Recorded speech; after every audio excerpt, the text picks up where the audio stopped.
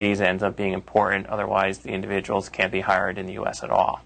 Our next question comes from Susquehanna High School senior Nicole Weaver. Good morning.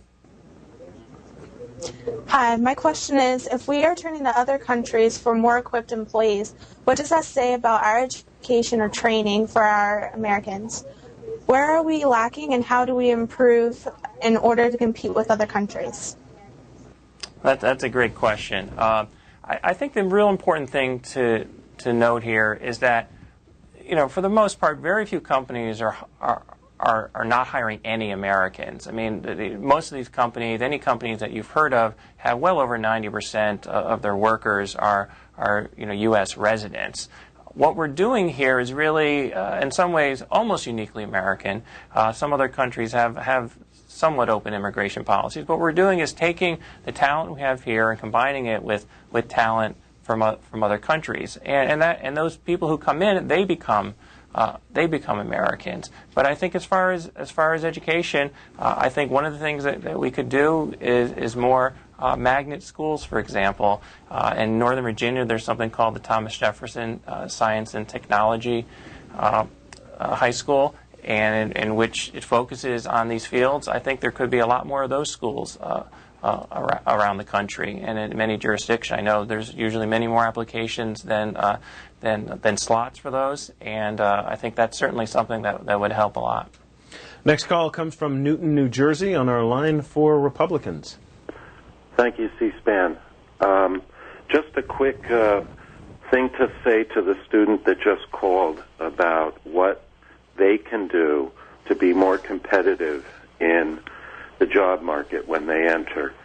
It has a lot less to do with their efforts, which they'll always make, than the companies need to maximize profits in the face of a downward economy where our dollar is worth less and less, and so the companies must do more and more to cut costs. I worked almost 30 years for a Fortune 50 company, and in the last 10 years saw a ballooning of H1Bs. And when you just made the point that they become, Americans, and, you sort of inferred that they blend into our society. I talk to these people. I work with these people. They live in their own ghettos. They are the high-tech equivalent of Mexican workers here.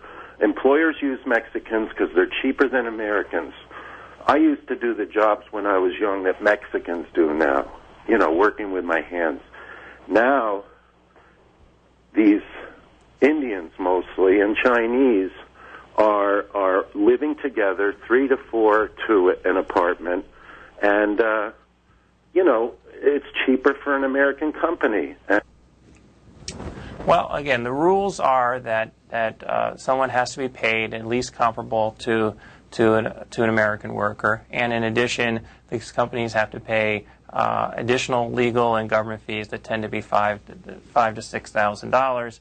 I think that one of the again, the important points to look at is if there are problems with someone being underpaid, one of the things that might be able to be improved in the system to increase enforcement is to make it even easier for people who may be underpaid and may have a bad company to be able to report that. And one of the things that can be done is to improve whistleblower protections and help preserve immigration status for someone so they feel that if they complain, they wouldn't get possibly lose their job or get kicked out of the country. And the same thing actually goes for green card quotas. Sometimes people are with an employer and they're waiting for their green card, and they maybe not want to rock the boat. And so actually helping with the green card quotas can actually help, paradoxically, improve enforcement on H1B visas. Briefly, tell us, what is the National Foundation for American Policy? Sure. National Foundation for American Policy is a policy think tank. It focuses on trade and immigration. I used to work in the Senate and executive branch, and now kind of enjoy sort of being able to control my own schedule a little more than the more hectic jobs in Congress. Our last call for this segment comes from Midland, Michigan, on our line for Independence. Yes, I would like to comment and also pose a question to your guest. I believe, and maybe you can comment on this, that the biggest problem that America cannot grow engineers, so to speak, is with the K-12 school system. It's not in the university level. I'm a graduate engineer, and I think I know what I'm talking about. I come from a family of engineers, and this whole thing about corporate profits is right on the money. I know of cases myself where people on H1B visas are being underpaid. So I'd like your guest to comment on that.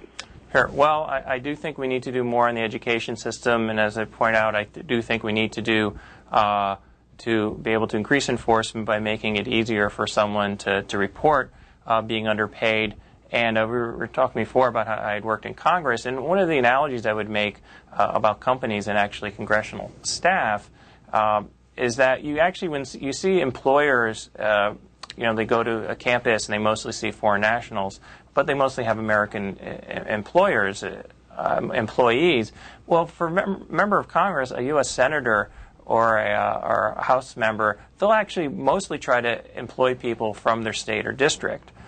But for some of the more specialized positions, you'll find that they'll hire someone wherever they can find them, and they aren't necessarily from their home state. And I think it's a similar analogy to what companies find, is they'll hire Americans when they're, for as many positions as they're able to, but sometimes in some specialized position, in addition to hiring Americans, they'll hire foreign nationals. And that's what we're seeing on campuses today. And I think that overall the history of America has been that we're better by being open towards new people and new ideas rather than closed. Stuart Anderson, Executive Director of the National Foundation for American Policy. Thank you very much for being on the program.